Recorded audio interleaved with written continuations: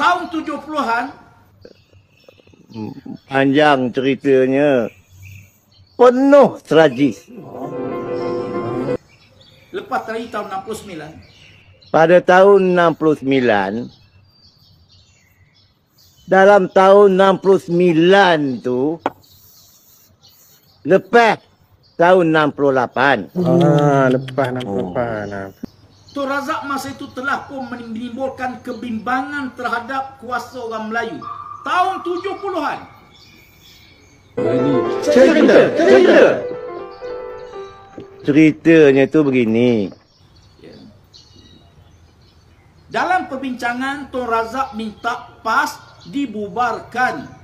Jadi, belum sampai pada tahun 70. Belum sampai lagi. Semua ahli PAS masuk UMNO. Jadi dalam tahun 69 tu 69 lah.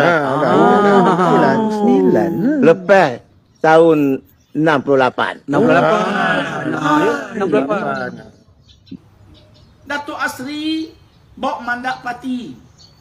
Kita pergi bincang, kita kata kita tak setuju PAS bubar. Biarlah PAS ada, tapi kita akan bekerjasama. Yang menjadi kepentingan Melayu Islam, kita kena bekerjasama. Jadi sebelum tahun 70.